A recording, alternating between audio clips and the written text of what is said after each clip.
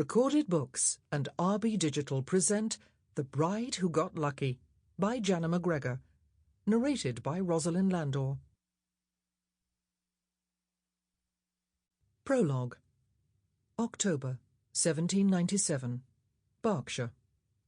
For most, the opportunity to see one's father visiting the esteemed halls of Eton College would be far more preferable than cleaning chamber pots, unless your father was Drake St. Maur, the Duke of Renton.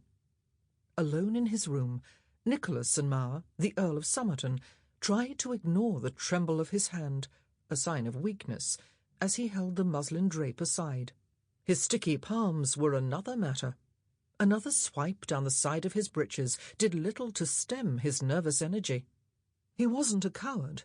No matter how downcast, he'd meet his father. Refusing to blink, in case he missed the Duke, he locked his gaze below on the black lacquered ducal carriage emblazoned with a coat of arms as familiar as his name. Two lions, holding shields that bore the family heralds, reared on hind legs, back to back, ready to attack any foe. As a small boy, he'd developed a strong sense of familial pride and awe whenever he saw the crest. Today, it brought an immediate sense of censure. His father had arrived on the grounds over an hour ago. The expected summons from the provost hadn't yet materialized. Nick relaxed his vigilance and pressed his eyes shut for a moment to relieve the dryness. An undeniable foreboding continued its relentless march through his thoughts. He cleared his throat in a poor attempt to lessen the panic that squeezed his chest. He was currently missing a Latin exam. Normally, he'd have been eager to prove his adeptness. Now, he could not have cared less, since it mattered little. His father was here. The fact his father deigned to grace the hallowed halls of Eton should have been marked in the annuals of the school's history books, an event rarer than a total solar eclipse and just as ominous. His father never came to see him. Ever. In the 10 years he'd attended school, Nick had never had a visitor, until today. No one cared. During the school break for the holidays, he was always the last to leave. As if an afterthought, one of the ducal carriages would lumber into the school's driveway and bring him home. At 15, school was the only constant in his life.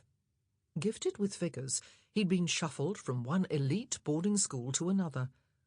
After he'd mastered a school's offered mathematics curriculum, which inevitably occurred, the headmaster would politely suggest another institution might be more of a challenge to his analytical prowess. The routine of changing schools had repeated ad nauseum until Nick had learned it was far easier to become a recluse. There was no pain if you didn't leave behind any friendships. It made life less complicated. That had changed once he attended Eton.